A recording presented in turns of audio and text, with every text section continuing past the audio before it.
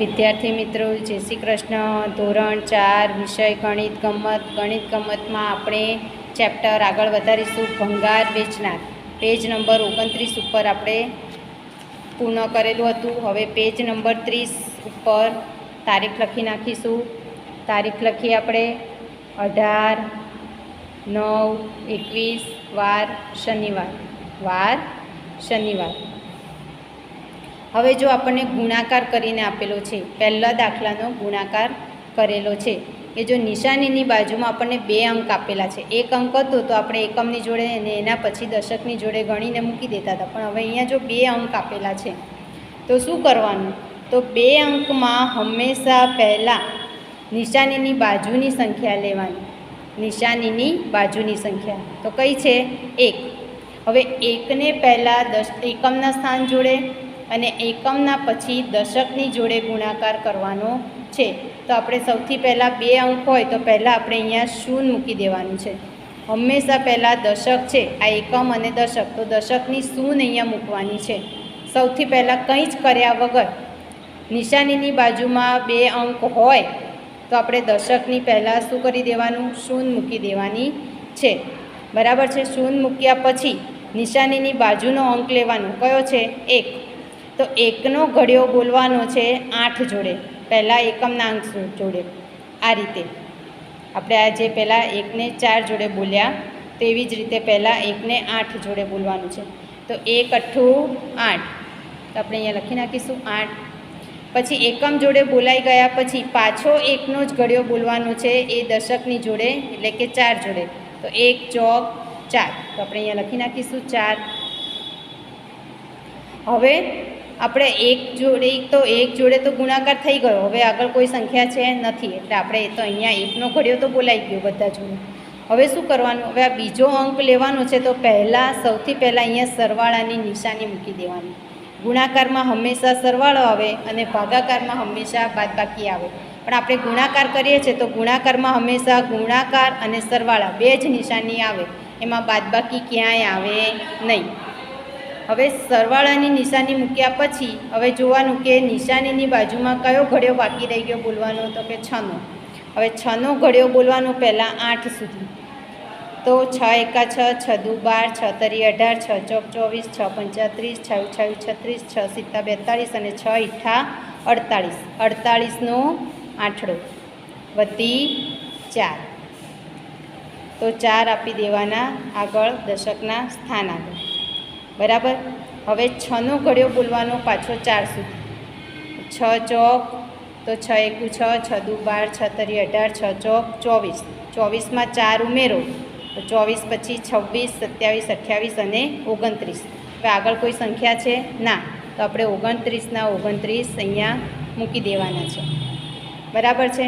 હવે આ બંનેની સંખ્યાનું શું કરવાનું છે? તો કે આ બંનેની સંખ્યાનો સરવાળો કરવાનો છે.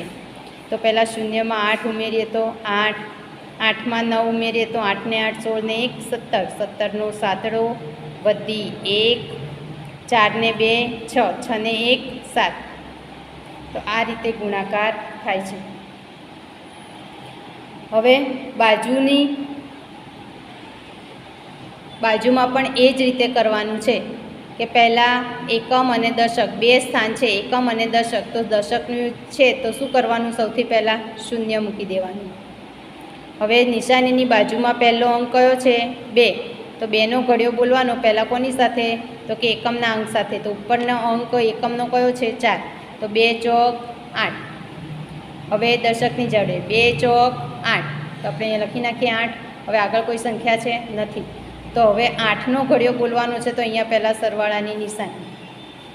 હવે 8નો ઘડિયો બોલવાનો છે પહેલાં એકમના 4 જોડે. તો 8 ચોક 32, 32નો બગડો વધી 3. પાછું દશકના 4 જોડે બોલવાનું. 8 ચોક 32, 32માં 3 ઉમેરો, 32માં 3 ઉમેરો એટલે 32 પછી 33, 34 અને 35. તો 35ના 35 મૂકી દો, કારણ કે આગળ કોઈ સંખ્યા છે નહીં. હવે સરવાળો કરો. 0માં 2 ઉમેરો એટલે 2, 8માં 5 ઉમેરો એટલે 8માં 5 ઉમેરો તો 8 પછી 9, 10, 11, 12 અને 13. 13નો તગડો વધી 1. હવે આ જ બે સંખ્યાનો સરવાળો કરીએ છીએ તો વધી અહીંયા જ આવવી જોઈએ, પાછી ઉપર ક્યાંય મૂકી દેતા નહીં. 8 ને 1 9, 9 ને 3 10, 11 અને 12, તો 12ના 12 મૂકી દેવાના. બરાબર છે. હવે એવી જ રીતે જુઓ, બે અંક છે નિશાનીની બાજુમાં, તો સૌથી પહેલાં અહીંયા શૂન્ય મૂકી દો. 3નો ઘડિયો બોલવાનો છે 4 જોડે, તો 3 ચોક 12, 12નો બગડો વધી 1. 3માં 3નો ઘડિયો બોલો 6 સુધી, તો 3 એકુ 3, 3 દુ 6, 3 તરી 9, 3 ચોક 12, 3 પંચા 15, 3 છંગ 18, 18 ને 1 19. વત્તાકારની નિશાની મૂકો. 2નો ઘડિયો બોલો 4 જોડે, 2 એકુ 2, 2 દુ 4, 2 તરી 6, 2 ચોક 8. અહીંયા લખી નાખો 8. હવે 2નો ઘડિયો બોલો 6ની જોડે, તો 2 એકુ 2, 2 દુ 4, 2 તરી 6, 2 ચોક 8, 2 પંચા 10, 2 છંગ 12, તો 12ના 12 મૂકી દો. હવે આ વધી છે એ તો આગળના 3ની હતી, એટલે આ વધી ઉમેરવાની નથી. બરાબર છે. હવે આગળ કંઈ છે નહીં, તો અહીંયા મૂકી દેવાનું છે આપણે 0. હવે સરવાળો કરીએ. 8, 2માં 2 ઉમેરીએ તો 4, 9માં 1 ઉમેરીએ તો 10, 10ની 0 વધી 1, 1 ને 1 2. હવે વિદ્યાર્થી મિત્રો, કોઈ પણ સંખ્યાને આપણે 0 વડે ગુણીએ છીએ તો જવાબ હંમેશા કેવો આવે છે? 0. તો અહીંયા જો નિશાનીની બાજુમાં હંમેશા બે સંખ્યા છે, તો આપણે શું મૂકવાનું? દશકની એકમ અને દશક, તો દશકની 0 મૂકી દેવાની છે. બરાબર છે. હવે 2નો ઘડિયો બોલવાનો છે 0 જોડે, તો કોઈ પણ સંખ્યાને 0 વડે ગુણીએ તો જવાબ શું આવશે?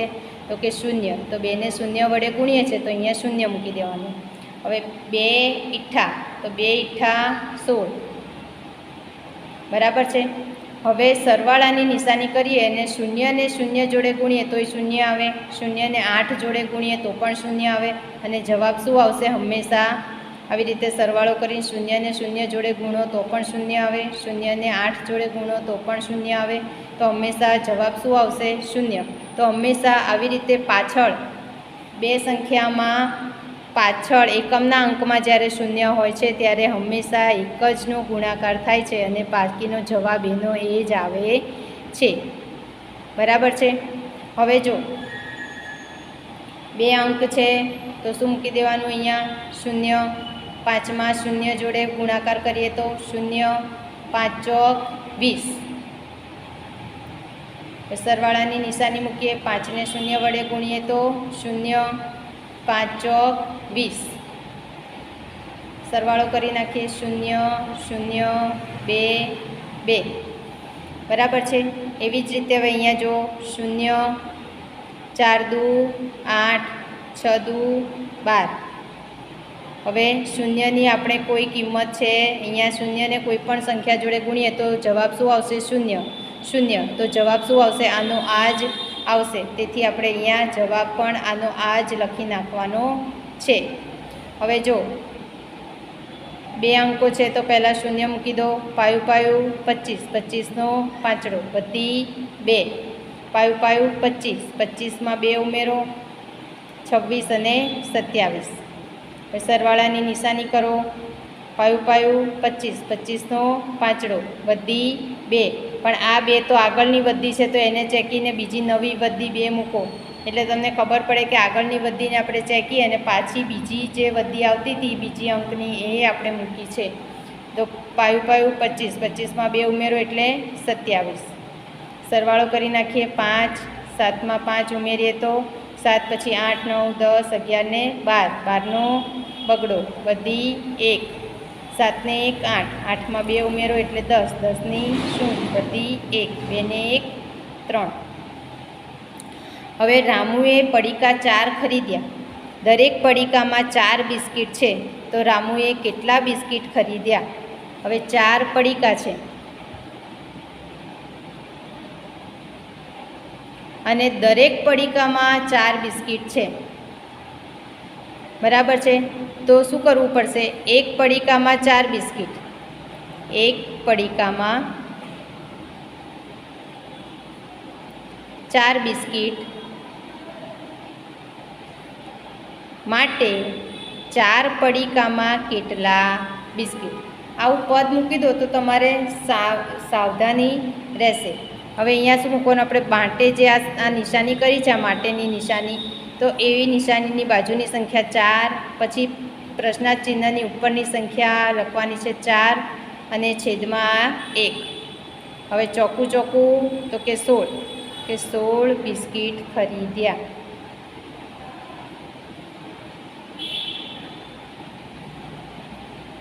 થઈ ગયું આ સહેલું. હવે જો એક હારમાં 85 મોતી છે તો આવા 25 હારમાં કુલ કેટલા મોતી હોય? હવે એક હારમાં કેટલા છે? તો કે એક હાર બરાબર 85 મોતી માટે કેટલા હાર બનાવવા છે? 25 હારમાં કેટલા મોતી હોય? 25 હાર બરાબર કેટલા મોતી? બરાબર. તો હવે અહીંયા આપણે કરી નાખીશું 25 ગુણ્યા પ્રશ્નાર્થ ચિહ્નની ઉપરની સંખ્યા 85/1. હવે આનો ગુણાકાર આપણે બાજુમાં થશે નહીં, તો આપણે શું કરવું પડશે? તો કે આપણે અહીંયા લખવું પડશે 25 ગુણ્યા 85.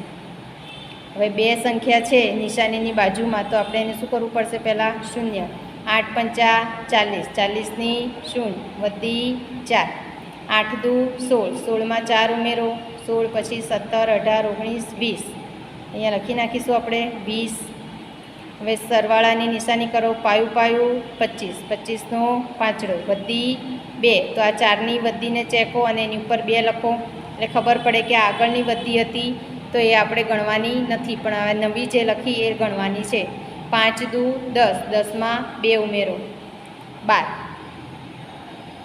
હવે સરવાળો કરો 5, 2, 1 અને 2. તો બરાબર કરીને લખો 2125 મોતી હોય. કેટલા મોતી હોય? 2125 મોતી હોય.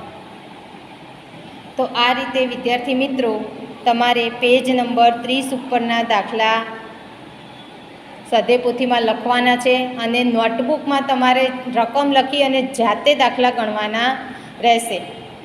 જાતે દાખલા લખવાની કોશિશ કરજો અને ઘડિયા 1 થી 20 સુધી તમે લખી અને મોઢે કરવાનું રાખજો, તો જ તમને ગુણાકાર આવડશે, નહીંતર આવડશે નહીં. પણ 1 થી 10 ઘડિયા તો તમારે કડકડાટ આવડવા જ જોઈએ.